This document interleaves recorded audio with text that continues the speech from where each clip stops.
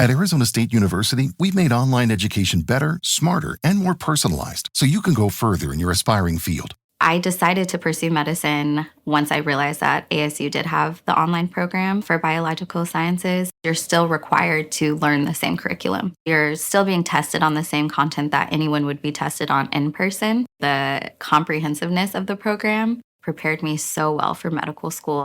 Explore over 300 programs at asuonline.asu.edu. Y para ello vamos a saludar ya, para poner un poco de cordura, sensatez en este mundo, a nuestro queridísimo Juan Ramón Rayo. ¿Qué tal, Juan? ¿Cómo estás? ¿Qué tal? ¿Cómo estamos? Buenas noches. Pues bueno, un poco desconcertado por todos estos días, claro. Recurrimos a ti porque necesitamos sensatez y sobre todo intentar entender, que no es nada sencillo, qué es lo que está pasando. Vamos a empezar, si te parece, por lo que ha pasado hoy. O sea, ¿por qué este desplome, que a todas luces a mucha gente le puede parecer evidente, pero a otros tantos quizá no? Bueno, lo primero es entender que estas enormes caídas acumuladas, más allá de lo que ha sucedido hoy, que profundiza en la tendencia de los últimos días, estas enormes caídas acumuladas que está experimentando la bolsa no son porque los inversores tengan claro al 100% que va a haber aranceles a partir del 9 de abril y que esos aranceles se van a mantener en el tiempo. Es decir, estas caídas se deben a que la probabilidad de que ese escenario se termine materializando va aumentando, pero en el mercado todavía está cotizando la hipótesis, yo diría que con una probabilidad más o menos alta, de que todo esto se revierta o de que no dure mucho en el tiempo. Porque si hubiese una certeza absoluta de que esto se va a aplicar y que se va a aplicar de manera más o menos indefinida, estaríamos viendo caídas muchísimo mayores a las que estamos viendo en estos momentos. Porque esta ofensiva arancelaria que emprendió Donald Trump el 2 de abril básicamente es cargarse toda la división internacional del trabajo que existe hoy, porque se carga el libre comercio. Bueno, el comercio tampoco lo califiquemos de libre porque no es totalmente libre, pero cargarse el comercio, los flujos comerciales que había hasta el momento y por tanto te cargas la especialización y la división del trabajo que teníamos, las estructuras productivas globales, para entendernos, que teníamos en este momento. Y no perdamos de vista, además, que cargarse los flujos comerciales es cargarse los flujos financieros y por eso también parte de las entidades o de las empresas más afectadas estos días han sido bancos, aseguradoras, etcétera. Todo el sector financiero que puede temblar y mucho como esto se termine materializando en serio. Claro, porque de hecho, primero hay un punto de partida que es erróneo cuando salió Donald Trump anunciando los aranceles recíprocos. Calculados de aquella manera. De hecho, en esa tabla decías, oye, pero estos porcentajes ¿de dónde salen? Luego hacían su cálculo a su manera con la balanza comercial. Claro, el propio Donald Trump ya ha dicho que ellos, porque muchos dicen, oye, venga, va, el 0 y tú también. En el caso de Europa, Trump ha dicho que no, que nos deben el presente y el pasado. ¿Cómo calculas esto también? Claro, ¿cuánto le debemos a Estados Unidos? A ver, aquí hay una enorme cantidad de errores conceptuales. El primero es pensar que un déficit comercial es una pérdida, que es lo que ha dicho Trump. Ya lo he dicho muchas veces en mi canal. Voy a repetir un ejemplo que ya me habrán escuchado muchos, pero yo con mi supermercado estoy en déficit comercial, porque yo gasto más en mi supermercado de lo que mi supermercado gasta en mí. ¿Eso es algo negativo? No, yo salgo tremendamente perjudicado. Obviamente, si estuviera en déficit comercial con todos, me estaría endeudando y eso no tendría por qué ser positivo. Tampoco es que tenga por qué ser negativo, porque si yo me endeudo para invertir y ganar más dinero, generar más riqueza, eso es positivo. Pero bueno, podríamos entender que si uno está en déficit con todos, que no nos guste el endeudamiento y demás. Ahora, que con cada uno tengamos que estar en tablas, en equilibrio comercial, es un disparate absoluto. Yo estoy en déficit comercial con el supermercado y estoy en superávit comercial con la empresa para la que trabajo, porque allí vendo ingreso de ahí mucho más de lo que gasto. Entonces, ese es el primer error, confundir déficit con pérdida. El segundo error, efectivamente, es considerar que la tabla que presentó Trump de los aranceles que otros países le cargan a Estados Unidos refleja efectivamente aranceles reales que otros países le imponen a Estados Unidos. Porque si fuera así, y este es el argumento de muchos seguidores de Trump, pues bueno, nos podría parecer mejor o peor, pero habría cierto sentido aquí, ¿no? Si efectivamente la Unión Europea impusiera a Estados Unidos un arancel del 40%, pues bueno, que Estados Unidos imponga a la Unión Europea uno del 20%, aún serían generosos, digámoslo así, ¿no? Pero es que ese 40% que calcula Trump, por ejemplo, con respecto a la Unión Europea, no son aranceles reales que impone la Unión Europea a Estados Unidos. De hecho, los aranceles reales que le impone rondan el 2%. Ellos mismos dicen que son aranceles y otras barreras no arancelarias, pero que tienen efectos similares a los aranceles. Y cuidado, el argumento no es del todo ridículo. Es verdad que hay barreras no arancelarias que pueden ser tan o más relevantes que los aranceles y que eso también es algo que habría que eliminar o armonizar de alguna manera para que haya efectivamente un comercio libre. Pero ¿ellos cómo calculan el arancel efectivo? No a través de un modelo súper sofisticado que digas, oye, mira, aquí esto los aranceles, esto las barreras regulatorias no arancelarias, esto la manipulación monetaria, y al final nos da el 40. No, ellos lo que hacen es dividir el déficit comercial que tiene Estados Unidos con la Unión Europea o con cualquier otro país entre las importaciones de Estados Unidos desde la Unión Europea. Y dicen, no, esto es el arancel efectivo. Eso es un cálculo disparatado. No tiene eso nada que ver con los aranceles. Tú puedes tener libre comercio absoluto, totalmente paritario, igualitario, con las mismas leyes y tener déficit comercial o superávit comercial. O sea, no hay una relación estricta entre ambos conceptos. Y por eso cuando los trumpistas insisten en que esa tabla que presentó Trump refleja los aranceles de otros países contra Estados Unidos, o están mintiendo o se están autoengañando o les han engañado y no son conscientes de ello. No lo refleja y, por tanto, no es un punto de partida para iniciar ninguna negociación. Y el tercer punto relevante es el que tú has mencionado. A mí, si todo esto concluyera en una eliminación recíproca, multilateral, de las barreras arancelarias y no arancelarias al comercio, me parecería un final muy feliz y muy satisfactorio para todos. ¿Descarto que eso que podamos terminar así? No, no lo descarto. No estoy en la cabeza ni de Donald Trump ni de su equipo de asesores, pero de momento lo que podemos evaluar, que son las declaraciones públicas, no parece que estemos avanzando en esa dirección o no parece que Donald Trump y su equipo quieran llegar a ese punto, sino que quieren mucho más. Por ejemplo, Vietnam les ha dicho, oye, eliminamos todos los aranceles que tenemos contra vosotros. Y los asesores de Donald Trump le han dicho, eso no es suficiente. No nos basta con que eliminéis aranceles, porque si elimináis aranceles seguiremos teniendo déficit comercial contra vosotros, en relación con vosotros. Y lo que queremos es que eliminemos el déficit comercial. Lo que queremos es que nos garanticéis que va a haber equilibrio comercial entre Estados Unidos y Vietnam, lo cual es un disparate absoluto. Lo mismo con Israel. Israel no tenía aranceles hacia Estados Unidos, tenía unos aranceles residuales y antes del 2 de abril ya anunció que los iba a eliminar y le han metido un arancel del 17% porque dicen que el arancel medio de Israel contra Estados Unidos es el 34%. Entonces, no está claro, tampoco le atribuye una probabilidad del 0% a esa posibilidad, pero no está ni mucho menos claro que Donald Trump ambicione un desarme arancelario multilateral. Más bien, lo que ha dicho él, lo que dicen sus asesores, lo que además ha venido Trump sosteniendo más o menos de manera coherente a lo largo de toda su vida, es que él quiere que no haya déficit comercial de Estados Unidos hacia otros países porque entiende el déficit como una pérdida, como un saqueo del resto del mundo contra Estados Unidos. Y claro, si ese es el punto de partida y es inamovible, no lo sabemos, ojalá lo sea, pero si fuera inamovible, no habría negociación posible e iríamos a esa guerra comercial a grandísima escala que nos empobrecería a todos. Ya que hablas de los seguidores de Donald Trump, es una cosa muy curiosa porque nosotros que estamos en X y en este mundillo de las redes sociales, observas cuando anuncia los aranceles, todo el mundo genial, esto es maravilloso, va a proteger la economía estadounidense, va a hacernos más grandes. Luego, cuando anuncian una suspensión, que luego ha dicho que era falso, también maravilloso todo. O sea, haga lo que haga, todo es maravilloso. Entonces, algunos te vienen con que hay un plan maestro detrás. Quizá la respuesta la hayas dado ya. O sea, dices, oye, Donald Trump nunca ha ocultado cuáles son sus ideas mercantilistas, si podemos denominarlo así. O sea, que lo que quiere es proteger, digamos, el Producto Nacional, etcétera, etcétera, porque en su idea, él cree, que en el siglo XXI me parece un disparate mayúsculo, siempre me lo ha parecido, pero en el siglo XXI todavía más, que es posible en pleno siglo XXI aislar a Estados Unidos del mundo y que solo se consuma, entre comillas, productos estadounidenses. Hay un plan maestro detrás porque dicen, no, esto sirve porque así la Reserva Federal va a bajar los tipos, entonces a la hora de refinanciar la deuda la habrá pagando menos y ese es el gran plan. Hombre, no sé, ¿tú esto lo ves, Juan? ¿Qué es el plan maestro? Realmente no sabemos no estamos en la cabeza de Donald Trump. Claro, no lo sabemos. Entonces, eso de que hay un plan maestro o no, pues bueno, a lo mejor lo haya.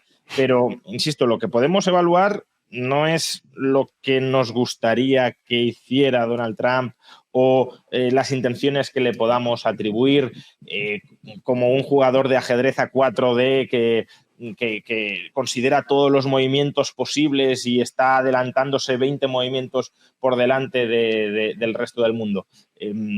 A lo mejor es así, pero también puede ser perfectamente que no sea así. El hecho de que haya llegado a presidente de los Estados Unidos no garantiza que sea así. Muchos dicen, no, una persona que haya llegado aquí y que tenga acceso a tantísimos asesores de tanta calidad, obviamente no puede ser un burdo. Bueno, yo a todo el mundo que plantea esto le preguntaría si lo mismo creen o creían de Joe Biden, por ejemplo, o si lo mismo creen de Pedro Sánchez en España, ¿no? Por ejemplo, pues probablemente ahí sí que pensarán que no tiene dos dedos de frente y que está gaga y que básicamente lo manipulan fácilmente y que no hay ninguna visión de largo plazo, ¿no?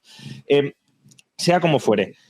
A ver, tú has comentado que Trump o los trumpistas ven bien los aranceles porque va a proteger el empleo y si luego los quitan también lo ven bien porque es una táctica negociadora. Eso es así, es decir, los aranceles se nos han vendido desde el gobierno Trump como una herramienta para alcanzar tres fines que son incompatibles entre sí. Uno es la protección del empleo dentro de Estados Unidos, del empleo industrial. La otra es la recaudación. Trump sigue diciendo que el Tesoro va a cobrar una enorme cantidad de dinero, incluso ha presupuestado ese dinero en las cuentas públicas. Es decir, en un documento oficial ellos cuentan con que van a ingresar por aranceles y, en tercer lugar, que es una táctica negociadora para terminar quitándolos a cambio de algo, ¿no? Entonces, esos tres objetivos, como digo, no son compatibles.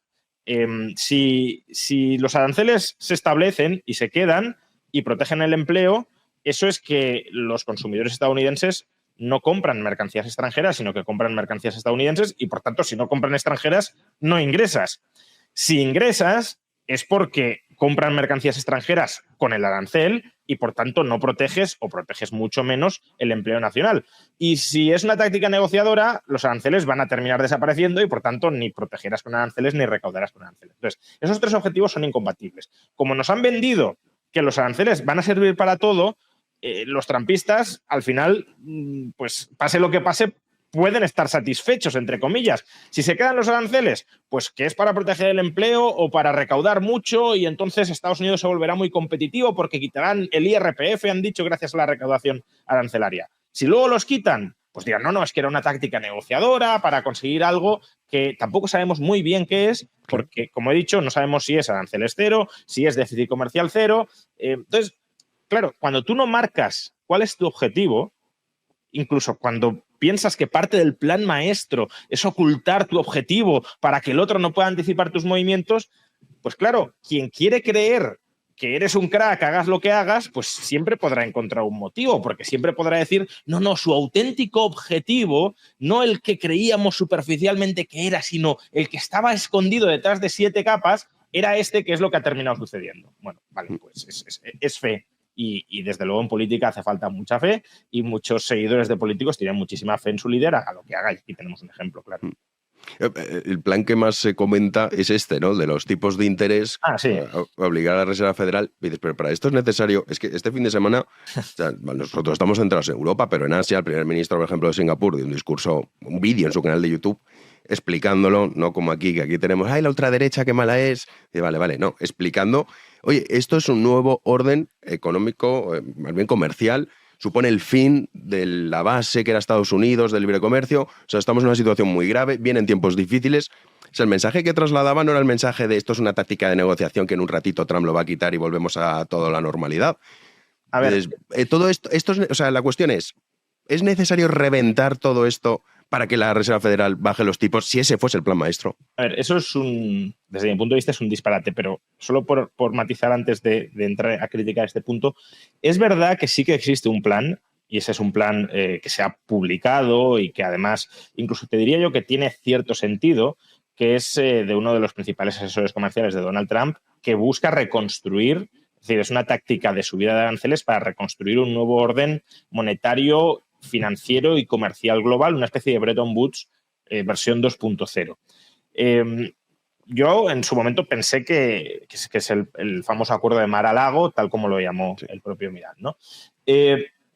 Bueno, eso es una posibilidad. Lo que pasa es que los pasos que se están dando ahora no están siguiendo el guión de este plan que sí está trazado y sí es público.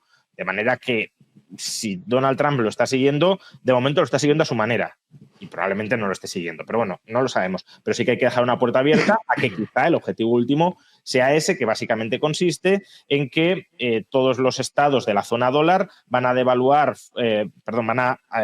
revaluar fuertemente sus divisas para devaluar el dólar, y al mismo tiempo se convertirán en compradores de deuda pública estadounidense a perpetuidad para bajar el coste de financiación del Tesoro estadounidense. Bueno, eso es algo que podría terminar llegando, no lo descarto al 100%. Ahora, el argumento de vamos a hundir la bolsa, vamos a destruir alrededor de 10 billones de riqueza bursátil para conseguir que el tipo de interés de la deuda pública estadounidense caiga en un punto porcentual y así ahorrarnos 100.000 o 200.000 millones de dólares, vamos a ver, ¿en qué cabeza cabe destruir 10 billones de riqueza para ahorrarte 100.000 o 200.000 millones de dólares?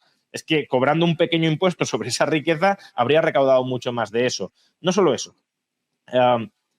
Si tú hundes la bolsa y las expectativas dentro de la economía de la manera en la que lo estás haciendo, la recaudación fiscal te va a caer. Si metes a Estados Unidos en recesión, vas a recaudar mucho menos. Con lo cual, lo que te estás ahorrando por el lado de gastos financieros lo vas a perder por el lado de la recaudación. No solo eso, sino que si tú generas suficiente desconfianza institucional, claro, te puede terminar sucediendo que la demanda de deuda pública estadounidense te caiga y que los tipos de interés, en lugar de bajar, suban. De hecho, hoy los tipos de interés de la deuda pública a 30 años y a 10 años están subiendo.